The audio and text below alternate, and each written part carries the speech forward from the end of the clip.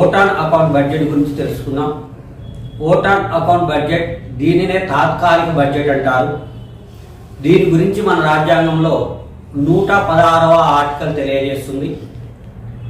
మరి vote on account budget అంటే యుద్ధాలు సంభవించినప్పుడు, కరువు కాటకాలు సంభవించినప్పుడు, రాజకీయ అనిశ్చితి ఏర్పడినప్పుడు ప్రవేశపెట్టే దానినే ఓటాన్ అకౌంట్ బడ్జెట్ అంటారు. అంటే తాత్కాలిక సమయానికి, ఆ సమయానికి మాత్రమే ప్రవేశపెట్టే బడ్జెట్నే ఓటాన్ అకౌంట్ బడ్జెట్ అంటారు. మరి ఇక్కడ 2024-25 సంబంధించినటువంటి బడ్జెట్ ఓటాన్ అకౌంట్ బడ్జెట్ అంటారు. ఎందుకు అంటున్నారంటే ఇప్పుడు రాజకీయ అనిశ్చితి అనేది ఏర్పడింది. అంటే ప్రభుత్వం అనేది పరిపాలన 5 years 5 సంవత్సరాల కాలం అయిపోయింది కాబట్టి ఇప్పుడు ఈ సమయంలో రాజకీయ అనిశ్చితి అనేది ఏర్పడింది కాబట్టి ఈ సమయంలో ప్రవేశపెట్టే బడ్జెట్నే ఓటాన్ అకౌంట్ బడ్జెట్ అంటారు. తాత్కాలిక బడ్జెట్గా చెప్పడం జరుగుతుంది.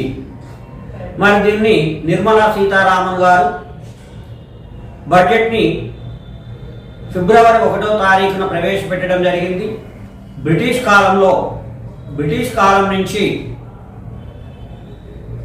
బడ్జెట్ని ఎప్పుడైనా ఫిబ్రవరి చివరి 10 దినం లోపల ప్రవేశపెట్టేవారు. 2017-18 బడ్జెట్ కాలం నుండి ఈ బడ్జెట్ని ఫిబ్రవరి 1వ తారీఖున ఉదయం 11 గంటలకు బడ్జెట్ ప్రవేశపెడతారు.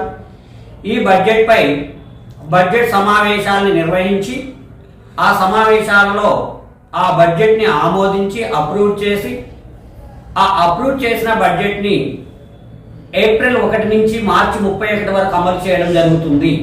కాబట్టి ఏప్రిల్ 1 నుంచి మార్చి 31 వరకు ఉన్న మధ్య కాలాన్ని ఆర్థిక సంవత్సరం, ఫినాన్షియల్ ఇయర్గా చెప్పడం జరుగుతుంది.